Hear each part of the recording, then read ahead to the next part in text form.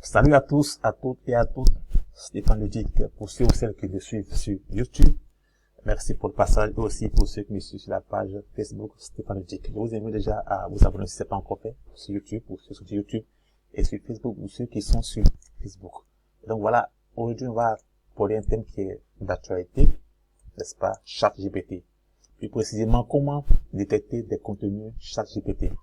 Mais comment détecter ChatGPT tout court. En fait, c'est déjà très important de savoir faire ça. Pourquoi? Parce qu'en fait, on peut confier pratiquement la création des articles à des personnes, des rédacteurs pratiquement qui sont paresseux ou qui n'ont pas vraiment la passion de la chose. Donc, ils vont se mettre à générer des contenus AI. Donc là, ça fait que les articles seront pratiquement presque les mêmes, les contenus les mêmes, et puis ça n'aura pas vraiment une grande portée auprès des lecteurs. C'est pourquoi on va apprendre à détecter des contenus ChatGPT.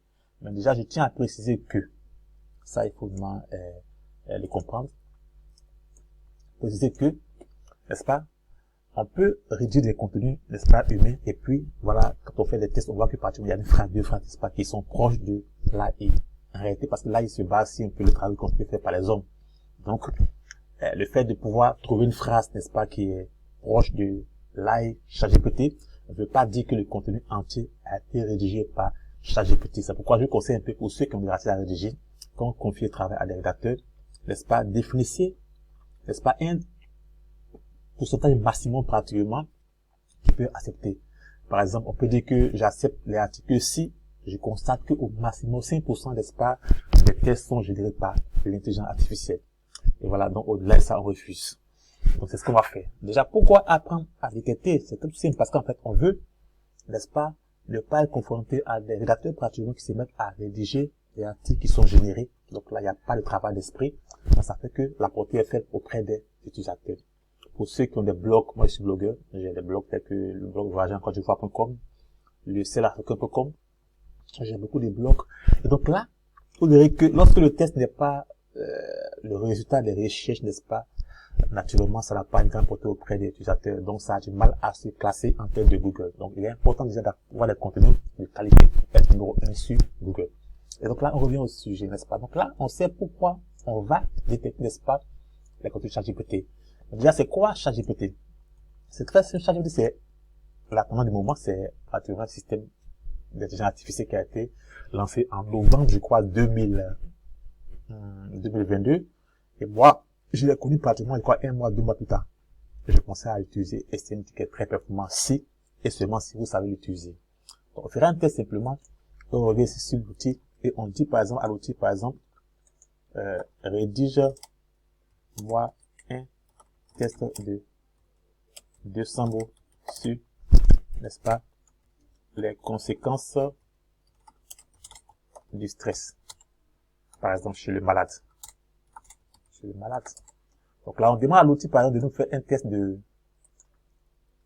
200 mots sur les conséquences, n'est-ce pas, du stress chez le malade. Donc, on va lancer la recherche et l'outil se met à rédiger, à générer des contenus AI. Donc là, je vais faire une mise à jour. Donc, l'outil se met à générer des contenus AI. Donc, je reviens.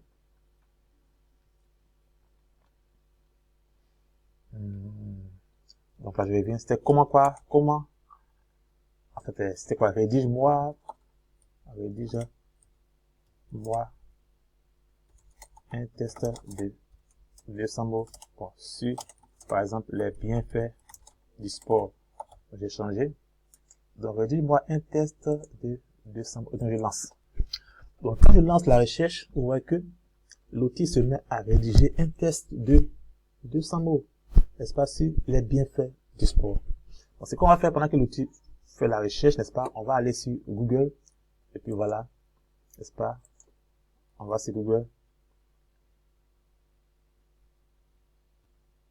n'est-ce pas, et on va taper ici, par exemple, les bienfaits du sport.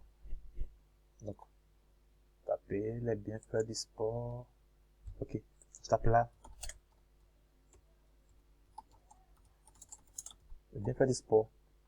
On va prendre un article, n'est-ce pas, qui est bien classé. Je peux le faire sur mon blog, mais je vais prendre ici, naturellement, pour être neutre. Donc là, je viens ici sur cet article-là, sur le blog lascience.fr, donc les bienfaits du sport. Donc, je vais prendre simplement un test de 200 mots aussi. Bon, en fait, 200 mots, tout 200 mots. sur les bienfaits du sport pour un article, n'est-ce pas, qui est classé en numéro 1 sur ce mot-là.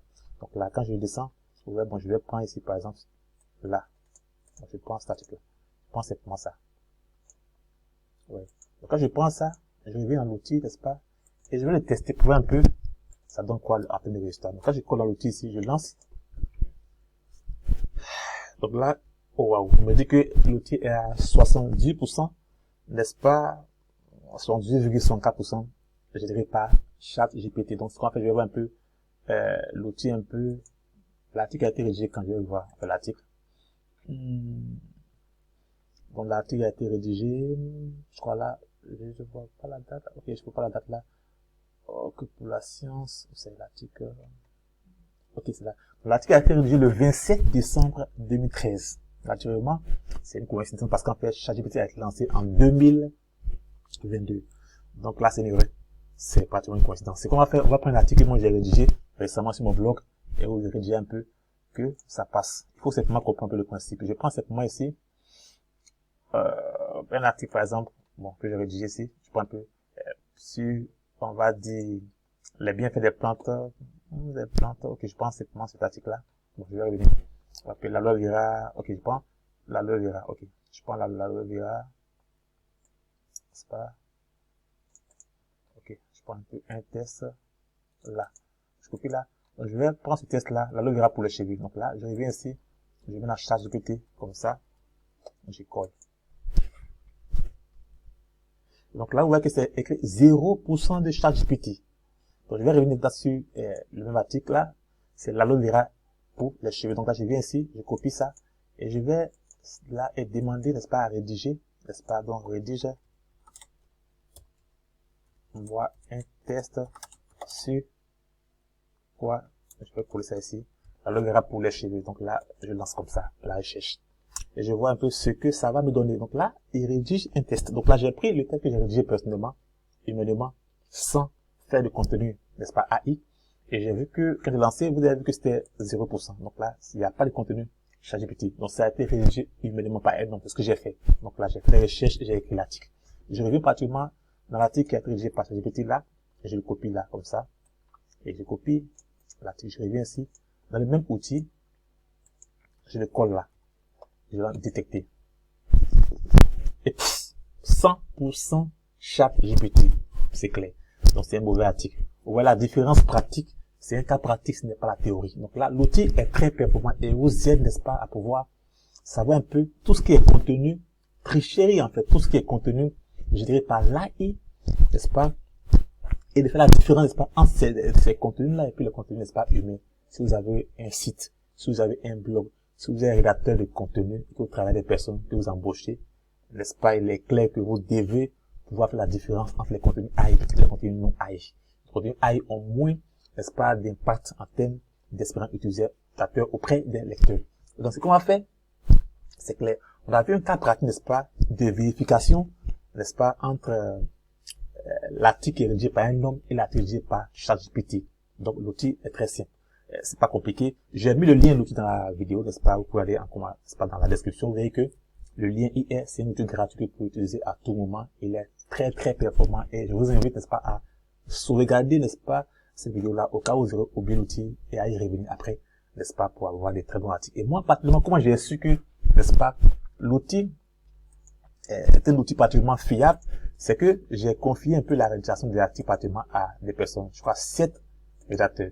Et j'ai constaté que au bout, naturellement, de 2 heures, enfin, au bout d'une heure, en fait, au bout d'une heure, n'est-ce pas, ils ont rédigé particulièrement l'article. Parfait. Très bon article. J'ai pris, n'est-ce pas, les tests de chacun que j'ai mis dans l'outil et puis j'ai vu que la plupart des personnes qui ont fait ça, n'est-ce pas, n'ont pas fait de recherches en généré avec l'AI. Je leur ai dit ça et puis elles ont reconnu, elles ont dit que ça n'y a pas qu'on ne devait pas rédiger l'intelligence artificielle.